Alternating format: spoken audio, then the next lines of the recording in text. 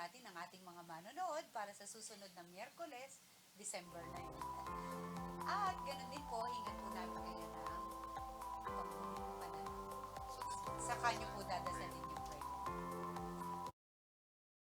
Done with your 45-minute talk. 45 minutes. Okay lang yun, Father. Pag tapos ka na talaga, huwag mong i-pressure ang sarili mo. So, sabihin ninyo, maraming salamat po at sana ay meron kayong hindi ko alam. Yan po ang aking ibabahagi sa inyo ngayon. Alright?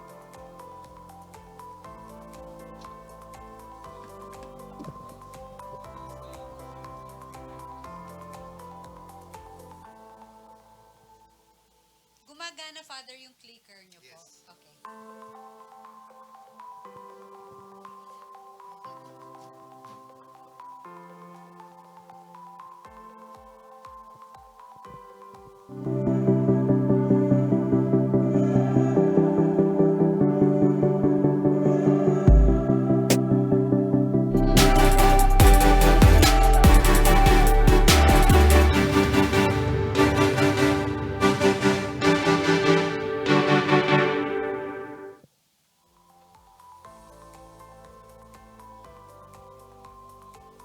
Magandang hapon po. Welcome sa Faith Factor, sharing of ideas and conversations ignited by the Faith Factor. Makakasama po natin ngayong hapon ang Vice Chancellor and Personal Secretary to the Bishop of the Diocese of San Pablo at Spiritual Director ng Tropa ni San Carlo Acutis. Para po sa inyong mga katanungan o reaksyon, maaari po ninyo itong ipadala sa comment section. Narito po ang ating speaker para sa topic na Saint Carlo Acutis, Connected to Christ, Guiding us to Holiness. Please welcome Father Christian Dale Dakila. Isang mapagpalang araw po sa ating lahat ng mga sumusubaybay sa Faith Factor dito po sa TV Maria. Pagpalain po tayong lahat ng Diyos. Kakatapos lang po ng celebration natin ng Christ the King Sunday at sa susunod po na linggo ay isang bagong kalendaryong pangliturhiya po ang sisimulan po natin. Nababaybayin po natin sa pagsisimula po ng panahon po ng Adbyento. Pero maganda po na bago po natin tapusin ang buwan na ito, ang buwan po ng Nobyembre, buuin po natin, i-wrap up po natin yung reflection natin and discussion on the communion of saints. Pinagdilayan po natin ang buhay ng mga santo noong nakaraang mga episodes at ito lamang pong nakaraan na episode ay kinilala po natin ang isang kababayan na inilalakad natin yung pagkilala bilang isang ganap na santo, ang servant of God na si Ka Luring. At napakadami po nating natutuhan. Isa sa mga pinaka natutuhan po natin at natunghayan natin na ang buhay ng mga banal ay hindi naman ganoon kalayo sa atin. Ang paglalakbay na meron tayo ngayon sa mundo at buhay na ito ay naging paglalakbay din ng mga banal sa langit. Naging katulad din natin sila, kaya wag nating sasabihin, imposible sa aking maging banal o imposible sa aking maging katulad nila. Ang bawat santo ay may nakaraan ng pagkakasala, tulad din siguro natin. Pero ang bawat isang santo ay meron din magandang hinaharap na kasama ang Diyos dahil po sa pagsunod nila. Na tulad ng bawat isa sa atin ay pwede nating makamtan. So hindi malayo ang buhay ng bawat santo sa buhay po natin. At magugulat po tayo dahil kapag tininan po natin ang mga buhay po ng mga santo, bukod po sa kanilang katanyagan, bukod po sa kanilang katalinuhan, bukod po sa mga mararaming magagandang bagay na nangyari sa kanila, magugulat po tayo sapagkat sa maraming pagkakataon, tulad din po natin silang may mga pinagdaanan. Halimbawa po, kung meron po sa inyo ang may sakit sa ulo sa kanilang mga anak o sa kanilang mga asawa, pag tininan nyo po yung buhay po ni Saint Clotilde, masakit po yung kanyang ulo sa kanyang asawang hari. Pero dahil sa kanyang pagtsatsaga, na-convert po yung asawa niya po sa Kristyanismo. Sino po sa inyo ang mainitin ng ulo? Kagaya po kayo ni Saint Jerome or ni San Jeronimo. Mainitin po ang kanyang ulo pero nagpepenitensya siya dahil aminado siya na magagalitin siya. Kung kayo naman po ay meron pong problema sa biyenan o problema po sa pamilya, abay katulad po kayo ni Saint Rita of Cassia or Kesia. Sa dami po ng kanyang problema sa pamilya, tinagurian po siyang patron saint of the impossible. At kung meron po sa inyong torpe, kasi iniisip po nilang wala po silang itsura, si Saint Drogo po ay nagkaroon ng sakit na hindi maintindihan at siya po ay pumangit. Kaya siya po ang patron ng mga hindi attractive. At kung meron po sa inyo ang may rayuma, abay magdasal po kayo kay Saint Servatius, patron ng rayuma dahil namatay po siya sa impeksyon sa kanyang binti. Ibig ko po sabihin, ang mga santo po sa maraming bagay ay katulad din po natin. Tayo po ay pwedeng maging santo. At lalo pa po tayong pinagpapala sapagkat ang mga halimbawa po ng mga banal ay palapit na po ng palapit sa ating henerasyon. Si Saint Carlo Acutis po, tinaguri ang Millennial Cyber Apostle of the Eucharist, ay naglaan ng kanyang buong buhay at puso sa pagmamahal niya sa Eucharistia na tinatawag niya pong highway to heaven. Naniniwala po ako ng pagkilala po ngayong taon bilang santo po ni Saint Carlo at ang pag-aakyat po sa kanya sa mga banal ay isang malaking impluensya po hindi lamang po sa mga kabataan pero sa bawat isa po sa atin. At kung tatanungin po natin ang ating mga sarili, ano po bang merong impact si Carlo sa ating mga kabataan? O anong meron pong impact si Carlo sa ating bawat isa po sa atin? Kung tatanungin po natin sa lingwahe po ng mga young generation, yung mga tinatawag po ng mga Gen Z, sama nyo na rin po ang mga millennial, sa mga usong social media platforms po ngayon, ang tawag po natin sa mga may impact sa internet ay mga influencers at content creators. Influencers po sila sapagkat malaki po ang impluensya nila. So kung ano po yung viral, kung ano po yung trending, kung ano po yung may high engagement. And they always offer something new, something interesting, kung ano po ang nakakatawa at kung ano po ang maganda. And probably, kung buhay po siguro si Saint Carlo sa panahon po natin at taon po natin ngayon, matuturing po natin siyang isang influencer. Hindi po malayo at imposible. Sapagkat sa experience po namin ng pagpo-promote po ng kanyang devotion, kapag nagpo-put up po kami ng mga pictures and tarpaulins for Carlo Acutis, tumititig po ang mga tao. Kasi akala po nila, artista po si Carlo Acutis. Hindi po malayo yung maging influencer sapagkat si Carlo po ay bihasa, he is internet and tech savvy. Pero sa tingin ko po, si Carlo Acutis ay hindi lang po influencer. What he offers is beyond the social media. Isa po siyang disipulo, isa po siyang kaibigan, at isa po siyang naglilingkod kay Jesus. At kapag isa po ay kinikilalang sarili bilang isang disipulo at kaibigan ni Jesus, bilang apostol ni Jesus, hindi lang po pinatutungkol sa sarili, pero patungkol palagi sa Diyos. So maganda po na inilalaan po natin ang episode na ito, ang culmination po natin, at ang pagbubuo po natin ng Communion of Saints sa pagkilala po sa isang santo na nabibilang sa ating henerasyon, si Saint Carlo Acutis. So magandang tanungin natin ang ating mga sarili, sino nga ba si Saint Carlo Acutis? Una po, ipinanganak po siya sa panahong kinabibilangan po natin ngayon. To be exact po, ang kanyang birthday ay May 3, 1991. Pinanganak po siya ng kanyang mga magulang po ay mga Italiano, pero sila po ay tumira sa Inglaterra. Kailangan po nating tingnan na very significant ang taon po na ipinanganak si Carlo na 1991, sapagkat sa parehong taon po na ito, i-launch po yung tinatawag nating World Wide Web or WWW. O simply, ang tawag po natin ngayon ay Internet. So nabuhay po si Carlo sa panahon po ng internet. Maraming mga pamilyar na bagay na pamilyar po sa atin ang pamilyar po kay Carlo. Ibig sabihin po, maraming mga bagay ang ginawa niya na ginagawa po natin. Naglaro po siya ng sports, nanood po siya ng cartoon sa TV, particularly po ang mga gusto ng kabataan na Pokemon. Marunong po siya sa internet pero banal. Or should I say, marunong sa internet at banal. Nakasuot po siya ng Nike shoes, nakasuot po siya ng mga damit na sinusuot po natin at nakikita niya po ang mga nakikita po natin. Ang buong pangalan po ni Saint Carlo Acutis ay si Carlo Maria Antonio Salzano Acutis.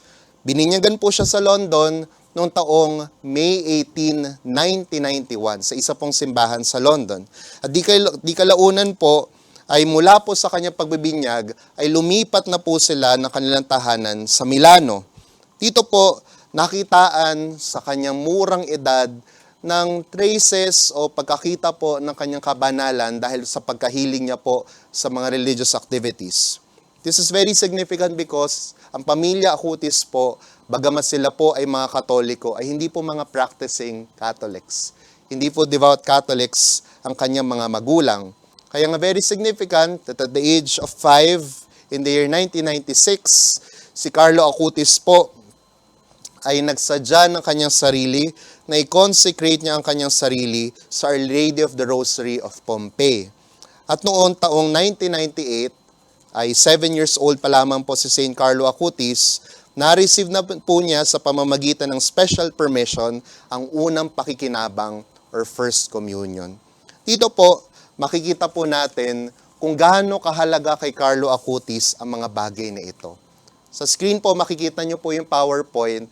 Yung pong picture, nakikita niyo po ang actual photo ni St. Carlo nung natanggap niya po ang First Communion. At dahil nga po, nabuhay po siya sa panahon po natin, well-documented po yung kanyang buhay. Si St. Carlo po ay kilala na nagmahal sa pananampalataya sa pamamagitan po ng tatlong bagay. Una po, ang pang-araw-araw niya po na pagdarasal ng rosaryo. Pangalawa po, ang araw-araw niya din pong pagsisimba at pakikibahagi sa banal na misa. At pangatlo po, ang kanya pong pangungumpisal. Kahit po sa murang edad, at kahit po sa panahong kinagagalawan na po ni Carlo, na kung saan marami na pong bagay na nag-iimpluwensya po nung panahon na iyon, ito yung mga bagay na pinili po ni Carlo. Kaya naman po, para po sa batang si St. Carlo Acutis, siya po'y nalilito at hindi niya po maintindihan ng panahon niya na kung bakit po ang napakaraming mga tao ay handa pong pumila ng napakahaba sa iba't ibang mga palabas at concerts at iba't ibang mga palaro, pero hindi po sila nagnanais sa pumila sa pagtanggap po ng banal na Eucharistia. Ganyan na po ang isip at puso ni St. Carlo Acutis. At ganyan na po kahalaga sa kanya ang banal na misa at Eucharistia. Pag tinignan naman po natin ang kanyang buhay eskwelahan, ang kanya pong buhay sa school, naturingan po na natural joker po si St. Carlo Acutis.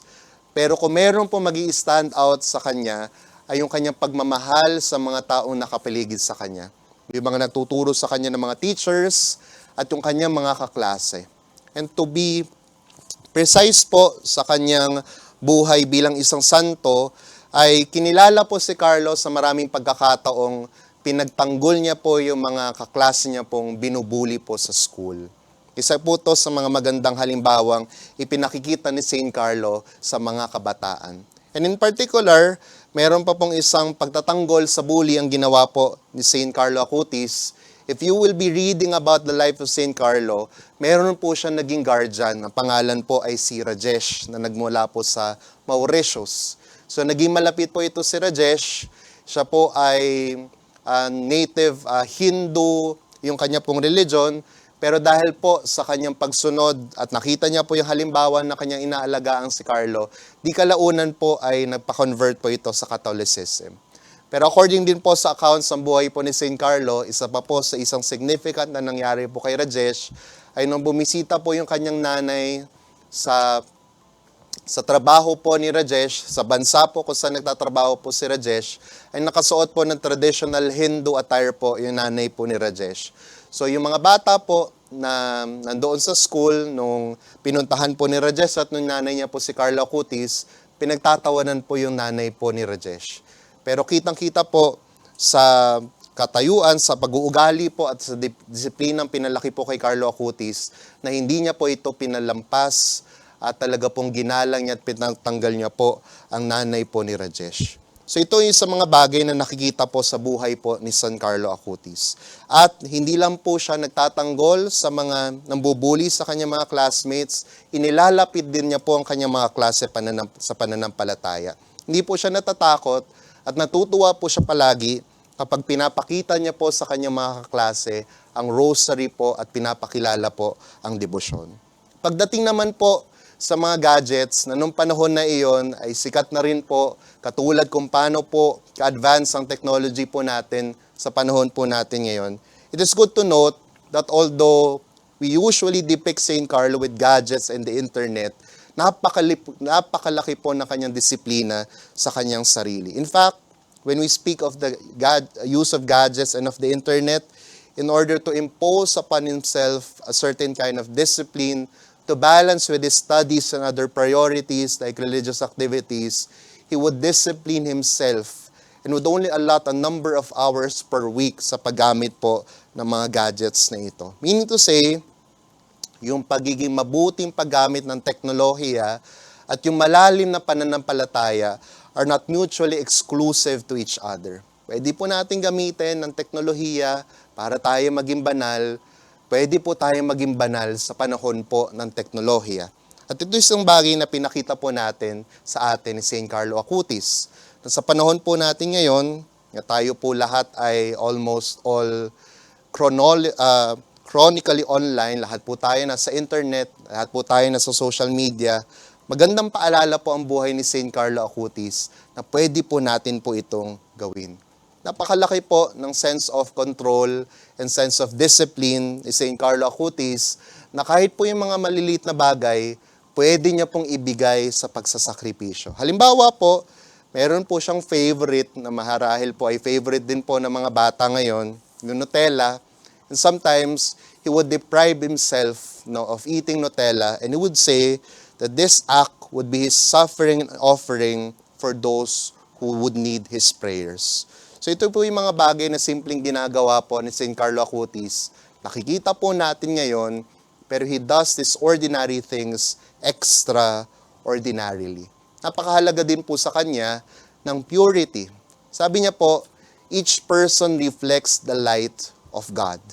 So ibig sabihin, kung ang bawat isa pong tao ay nagpapakita po ng dangal at liwanag ng Diyos, kailangan pong pangalagaan ang sarili. Kaya naman po, itong mga bagay na ito, kung iisipin po natin ay nanggaling sa isang murang edad, sa isang batang si San Carlo Acutis, ay nagsilbing inspirasyon, hindi lamang po sa mga kaklase niya, hindi lamang po sa mga taong nakakakita sa kanya, hindi lang po sa mga taong nag-alaga sa kanya, pero kahit po sa kanyang pamilya.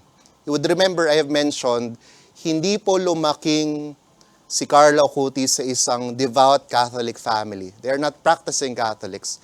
In fact, hindi po sila nagsisimba. Pero ano po yung nangyari sa buhay po ni San Carlo Acutis? Imbis po ang mga magulang ang nagyakag o naghatid sa mga bata sa simbahan, si Carlo Acutis po ang ni-impluwensya at nag-inspire sa kanyang mga magulang na ibalik yung kanila pong pananampalataya. That is why, si Mama Antonia po, yung nanay po ni St. Carlo Acutis, would always call Carlo Acutis as her little savior.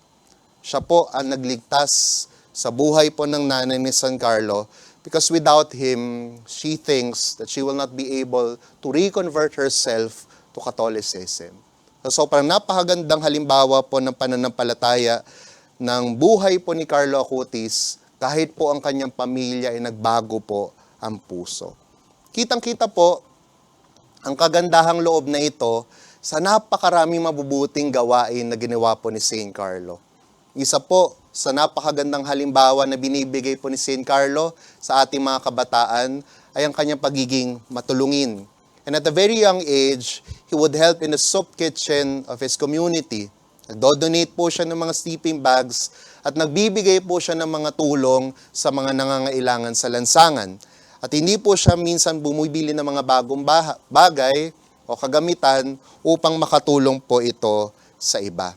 But I think it is very important to note na isa po sa mga natulungan ni St. Carlo Acutis ay kababayan po nating OFW. Isang beses po ay nakita po ni San Carlo Acutis na umiiyak po ang yaya ng isa sa kanyang mga klase dahil nalaman po nito na yung kanyang pamilya po sa Pilipinas ay natamaan po at nasalanta po ng bagyo. Kaya po, nung 6 years old pa lang po si Carlo at nung nalaman niya po itong karumaldumal na nangyari po sa pamilya po ng yaya ng kanyang kaklase, pag uwi po ng kanyang bahay, ay talagang tinulungan niya po at gumawa po siya ng paraan para makapagpadala po ng tulong sa Pilipinas.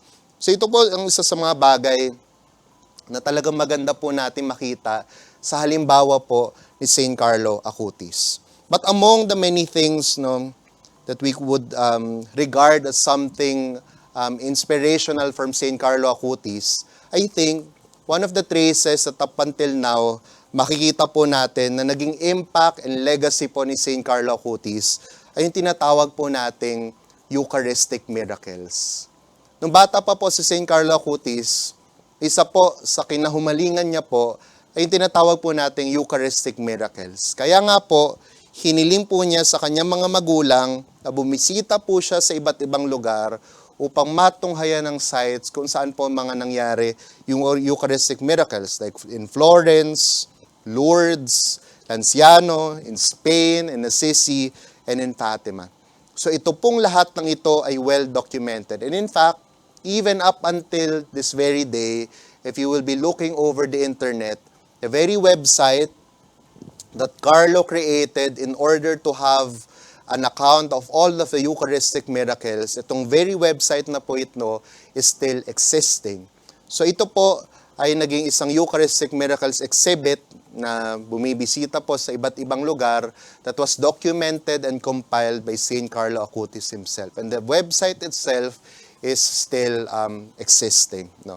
Alam niyo po, kapag binabasa ko po yung website na ito, of course, given that these are accounts of miracles, siguro from the perspective of someone who would like to know more about his or her faith, or from an outside view na hindi po Katoliko, who is interested to be converted to Catholicism, this is a very good material na pwede pong mabasa.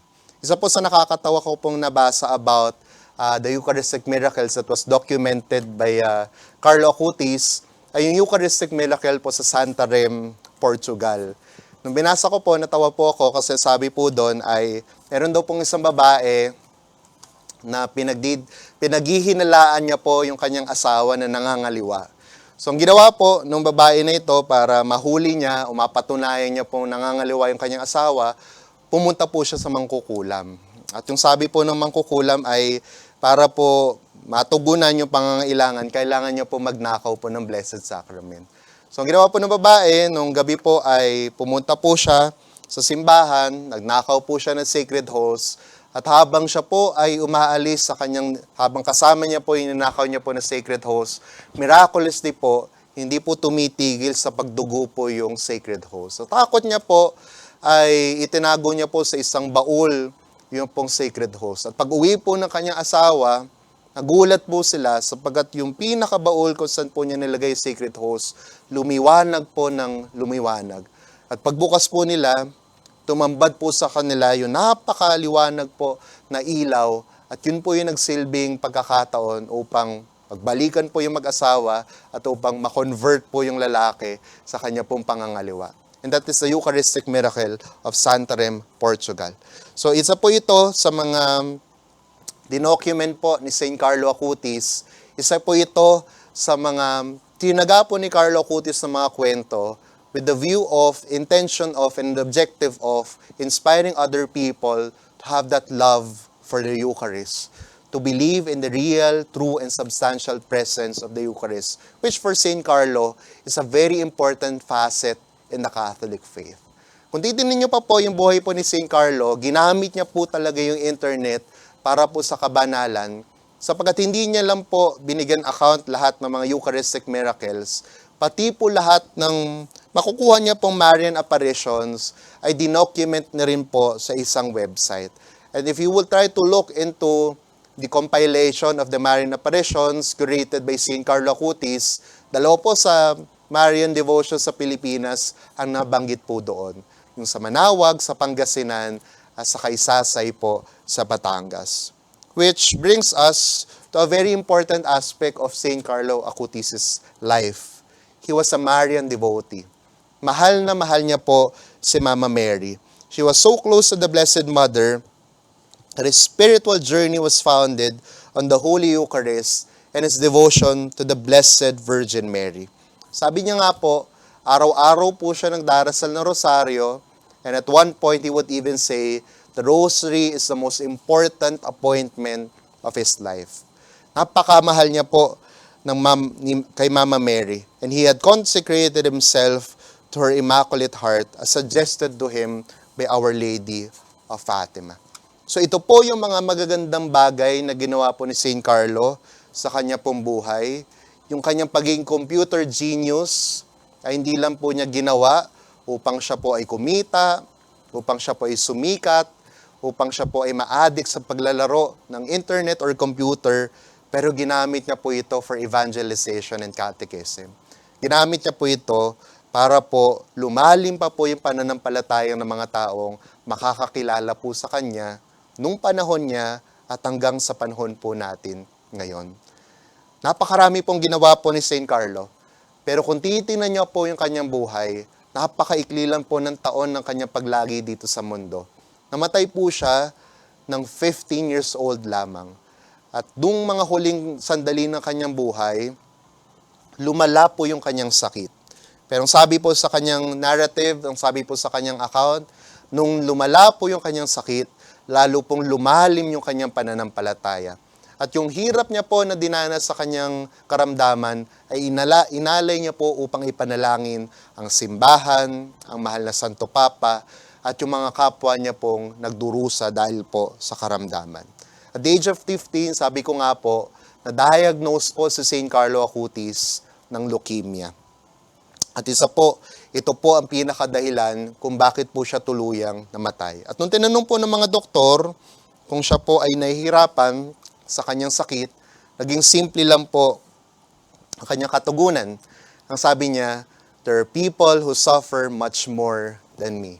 Hindi lang inisip ang sariling paghihirap, pero inisip din po ang paghihirap ng iba. I think this is something that we have to always highlight in the life of Carlo.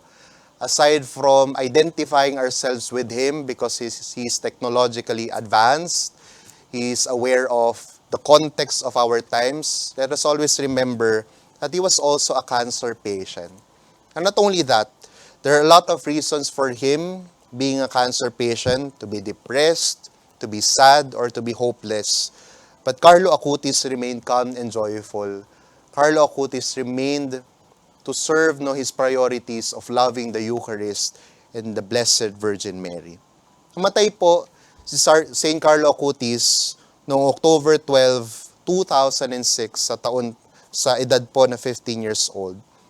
At daan-daan po ang umattend po ng kanyang funeral. Isa po sa kanyang hiniling ay malibing po siya sa kanyang paboritong lugar, ang Assisi, Italy, sapagkat ito po ang lugar ng isa sa kanyang mga paboritong santo, si St. Francis of Assisi. Mula po noon, bago po yung kanyang beatification, bukas na po sa veneration ang mga labi ni St. Carlo Acutis. Pero kung titingnan po natin, ay napakaganda po na naging buhay po ni St. Carlo Acutis. He really had this detachment from this life at yung pagmamahal niya po sa kagustuhan niya po makapunta sa langit, sapagkat bago po siya mamatay, nasabi niya na po ang mga salitang sono destinato mori, or I am destined to die. He was so much detached from this life, and he always looks forward to the life of eternal life or to heaven. So pagkatapos siya pong namatay, agad-agad po at napakabilis na nangyari po yung process po na kanyang sainthood, na noong taong 2013, he was already declared as a servant of God. At noong taong 2018, dineclare po siya ni Pope Francis bilang venerable.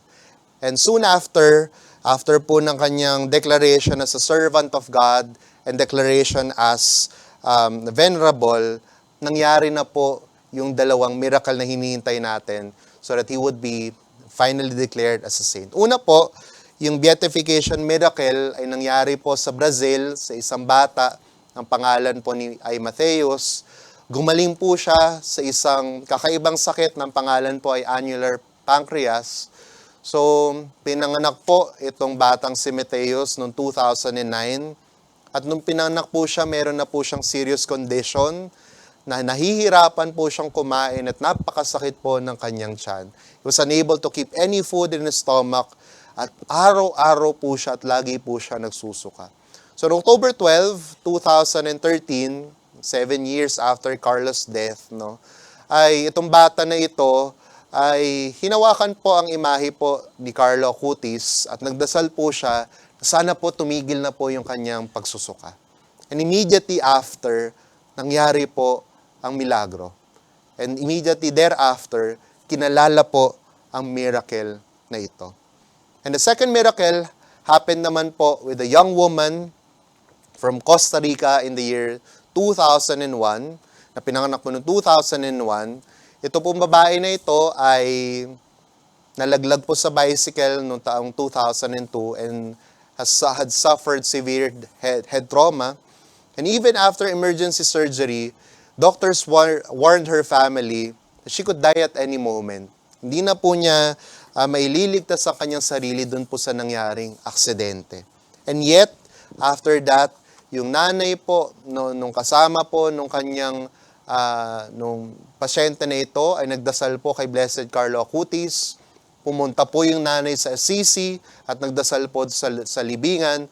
And that very same day, yung babaeng pong ito ay muli pong huminga, bumalik yung kanyang hininga at muli po siyang na-regain po yung kanyang, naka-recover po yung kanyang situation. And after a period of rehabilitation, she was able to visit the tomb in the years in September 2.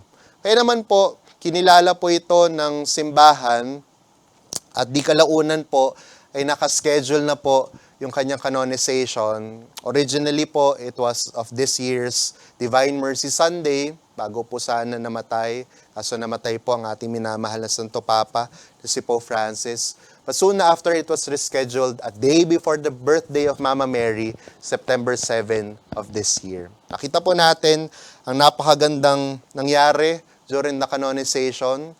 Hindi lang po umattend yung babaeng pinagaling po ni St. Carlo Acutis mula po doon sa brain trauma, head trauma, na nagbasa po ng Liturgy of the Word. Nakita din po natin one of the few rare moments kung saan umattend po ang buong pamilya po ng santo. Nandoon po ang mga magulang ni St. Carlo Acutis, nandun po yung kambal na kanyang mga kapatid na pinanganak po pagkatapos na pong namatay. So isa po ito sa mga contemporary at napakagandang mga pangyayari po sa panahon po natin ngayon. And I think napakaganda na makita po natin na nangyari po ito sa panahon po natin ngayon. Sabi po ng nanay po ni Carlo Acutis, nagkaroon po siya ng vision na pagkatapos pong ma-elevate ni San Carlo Acutis bilang isang santo, dadagsa po ang isang dagat po ng mga kabataan na magnanais din po maging banal at nagnanais din po maging santo dahil po sa example and holiness of Saint Carlo Acutis. So Carlo reminds us na talagang we can follow Christ and we can become like Christ. Pwede maging banal at dapat pong maging banal. We can become Christ-like when through holiness, we can identify ourselves to the other, and when others can comfortably identify themselves with you. He gets closer and closer to us that we can easily identify. Ayun po, kung tatanungin natin ng ating sarili, gaano po kahalaga ang halimbawa po ni St. Carlo Acutis sa panahon po natin ngayon? Gaano po kahalaga ang kabanalan po ni Carlo Acutis sa mga kabataan po natin ngayon? Kung titignan po natin bilang kapwa kabataan, hindi lang po natin kaibigan o hindi lang po natin tropa si Carlo Acutis. He offers an accompanying presence and example that the youth needs today. Ang mga kabataan po, kasama po ng kanilang mga mitiin at pangarap po sa buhay, ay ang pag-asa at kinabukasan po natin. But they are not only our future, but as the beloved Pope says, Pope Francis, they are part of our beloved present. Pero kung titingnan din po natin ang panahon po natin ngayon, ang mga kabataan po, katulad din po ng bawat isa sa atin, young people of today have their own share of pain, of suffering, and of difficulties. I would remember, back then, I was assigned as one of the pastors of a parish inside the University of the Philippines, Los Baños, UPLB. During one of my masses, daily 6:30 a.m. mass, pagkatapos po ng misa, may isa pong estudyante ang lumapit po sa akin.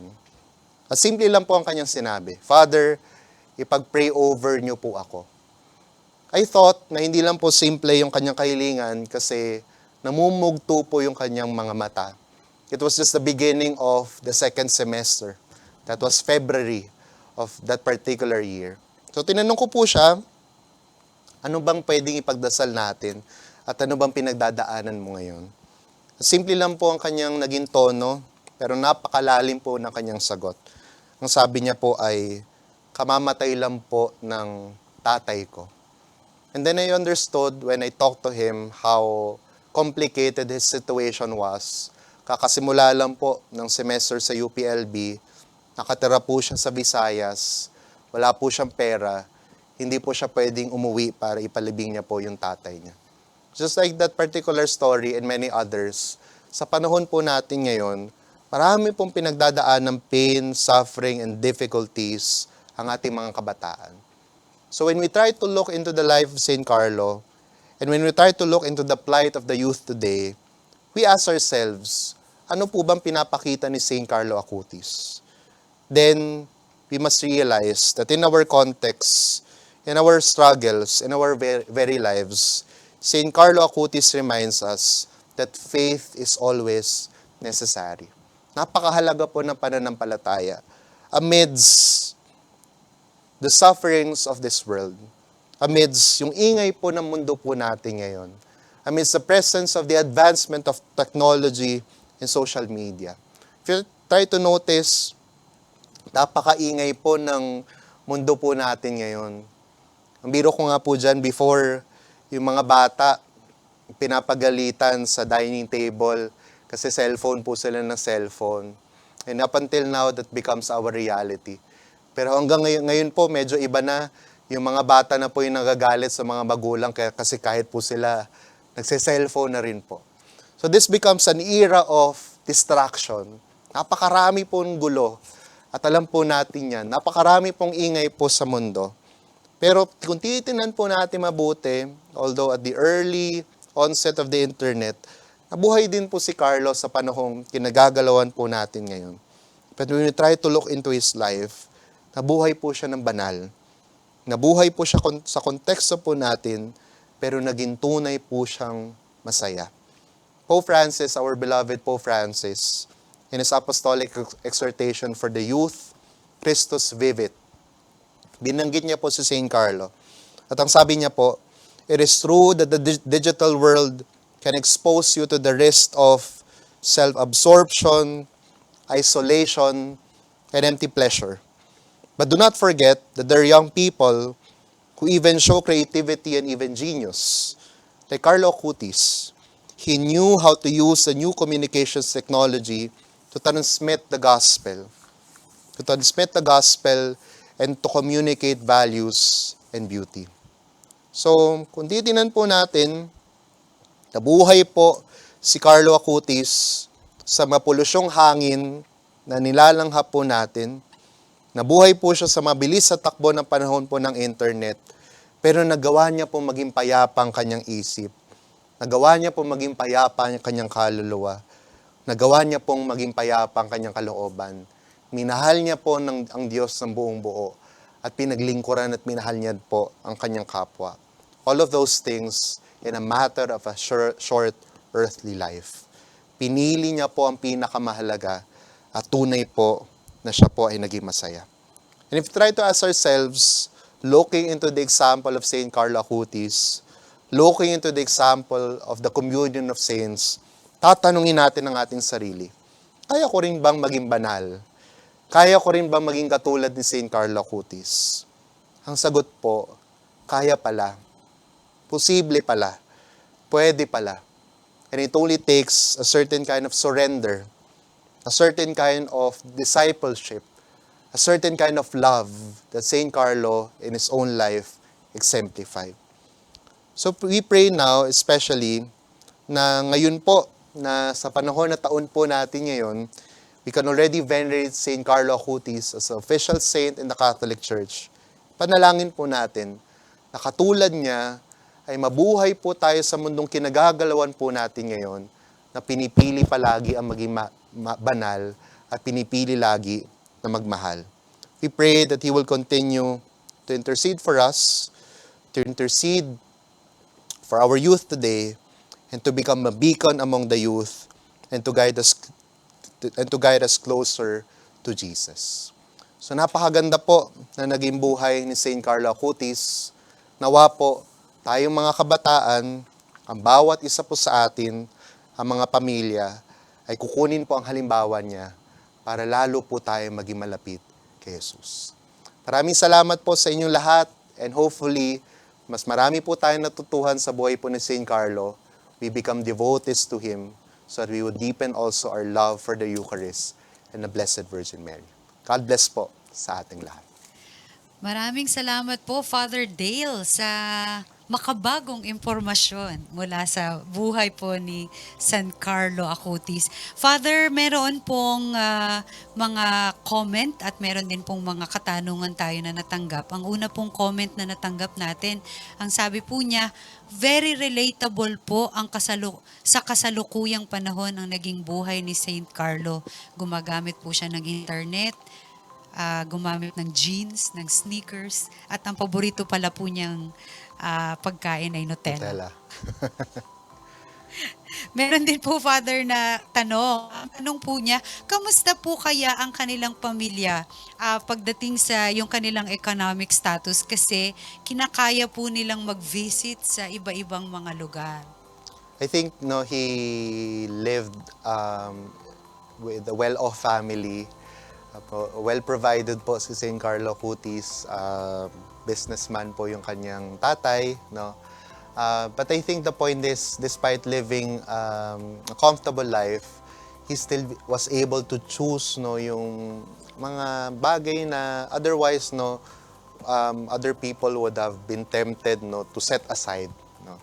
So even if he was comfortable, he was able to learn how to detach himself, how to let go of some things in order to help other people, especially those who are in need, no. So yun yung mga magagandang bagay na nakita natin. And imbis na sarilinin lang niya po yung kanya pong yung comfort, yun nga po, yung mga hinihiling niyang mga bagay, ay meron pong view of evangelization and catechism, no. It was not just about travel. He wanted to see the very places of the Eucharistic miracles so that he would be able to share them to others, no. So, let us take note, isip po yan ng isang bata, no, a teenager, a minor, no, who at a very young age, no, thought of these things, no, na napakagandang bagay. Even up until now, ay may impact po sa atin. So I encourage you try to, hindi ko lang po alam yung exact URL. I think you could easily search up Carlo Acutis' website on Eucharistic Miracles, and there you will see the very website that he created. At napakaganda po kasi very informative po siya. Even the children, the young people would be it's interesting to read, no. And group of devotees, like yung grupo namin, have these printed panels ng website, no, na they can put up as exhibits. Ito po yung mismong kinurate and kinumpile po ni Carlo Acutis. So, napakaganda po ng buhay po ni Carlo. Thank you, Father. Itinuturing po natin siya na genius pagdating sa teknolohiya. Mayroon din po kaya, may tanong po, na mayroon din daw po kaya na pagkakataon na may mga hindi naniwala sa kanya. Kasi nung mga panahon na nagva-vlogging, yung mga paggagawa ng website, ay hindi pa katulad po sa kasalukuyan ngayon. Opo. It is not as advanced nung panahon po natin, pero again, babalik ako, sabi ng nanay niya, si Nanay Mama Antonia, no, talagang tinawag din rin na Mama Antonia, no. At this very young age, iba yung interest niya po sa JavaScript, sa coding, no. So, nung mga panahon na yon, ito yung mga bagay na bago pa, no. Kumbaga parang nade-develop pa, but he was able to teach himself, no, he asked his mother to buy those books and he studied them, no. So naging genius talaga po siya. Hindi pa po ganun ka-advance yung internet, no. Siguro nung panahon nga po natin ngayon, noon I would remember dial up pa po yung internet natin, no. Gagamit ka pa ng telepono.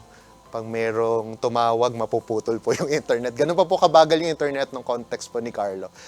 But at a very young age, no, marunong na po siyang gumawa po ng website. No? At nakakatawa, siguro marami na po at that time ang naka-access noon.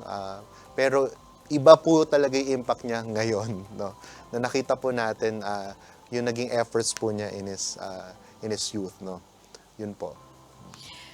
Thank you, Father. Dun po sa may isa pa pong tanong. Ang tanong ay, ano po ang maisasuggest, lalong-lalo na po kayo na nasa tropa ni San Carlo Acutis, para sa mga kabataan, para makasunod sa halimbawa ni San Carlo Acutis sa larangan ng teknolohiya? Alam niyo po, ang napaka-recently, meron pong youth gathering, youth day sa Indianapolis, sa USA. So 16,000 po na Catholics po sa Amerika ang nag-gather. And then they were blessed because they had a chance to have a one-on-one with Pope Leo. Although, dahil mabilis na naman po yung technology natin through video conferencing. And this was one of the topics, no, that our Holy Father reflected upon, no. Napakaganda po that he mentioned Saint Carlo Acutis, no, in his reflections, and he mentioned that yung example po ni Carlo Acutis would remind us of the importance of yung discipline na meron tayo, no. Sabi ko nga kanina, we are chronically online, no. Natanong niyo na ba yung sarili niyo, may panahon ba na kaya ninyong hindi gumamit ng internet or gadget, no? But siguro we are so much dependent and attached to it. A very good self-reflection would be a question that we should ask ourselves, no? How do we balance these things, no? How do we not compromise some other important things like relationships, no? Yung faith natin, yung pag-attend natin ng misa. If these things are being already affected, no, by our way of using technology, then probably we should ask ourselves, no, yung marami pa pong discussion yan, no, even the reality of artificial intelligence or AI, no, marami pong mga bagay na nagcha-challenge po sa atin. And Carlo Acutis would remind us na posible po that we are able to balance these things, not only to balance but use this very means, no, for evangelization and catechism, for mission and proclamation. At ito po yung isang bagay na magandang pinakita at pinatunayan po ni St. Carlo Acutis po na posible. Maraming salamat, Father. At para naman po doon sa sabi po ninyo na kahit sa ngayon ay posible talaga na maging santo, kahit na ngayong modernong panahon. Ang tanong po ay, sa mga magulang, would you encourage po na sa pagpapangalan pa lang ng kanilang magiging anak ay tunog banal na? Pwede po. Pero kahit ano pong ipangalan ninyo, no, of course, ideally, no, highly recommended na Christian name, no. Importante is Christian upbringing, no. Kahit ano pong pangalan, kung yung environment naman na ginagalawan ng bata ay hindi magandang halimbawa nakikita, it would be much different. But if it would be a home where the child is accepted, nurtured, no, loved, no, cared for, hindi po mahirap na asamin po natin yung kabanalan kasi sa tahanan pa lang, ramdam na po natin yung Diyos na nasa piling po natin. I think that's a more important aspect of child rearing po. Maraming salamat po, Father. At tayo po ay magpapaalam na, kaya anyayahan po natin ang ating mga manonood para sa susunod na Miyerkules. Ganun din po, hingin po namin ang inyong panghuling panalangin. So maraming salamat po sa lahat po ng sumabaybay sa Faith Factor. Patuloy po tayong mag-abang sa mga susunod na episodes at patuloy po nating ipanalangin na maging daluyan po ito ng paglago po sa ating pananampalataya. So I invite you all for a prayer. In the name of the Father, and of the Son, and of the Holy Spirit. Amen. O Father, who has given us the ardent testimony of the young Saint Carlo Acutis, who made the Eucharist the core of his life and the strength of his daily commitments, so that everybody may love you above all else. Let us celebrate as he is counted among the saints in your church. Confirm my faith, nurture my hope, strengthen my charity in the image of young Carlo, who growing in these virtues now lives with you. Grant me the grace that I need. I trust in you, Father, and your beloved Son Jesus, in the Virgin Mary, our dearest Mother, and the intervention of your Saint Carlo Acutis. All of this we ask through Christ our Lord. Amen. The Lord be with you. And with your spirit. May the blessing of the Almighty God be upon you, the Father, and the Son, and the Holy Spirit. Amen. Salamat po.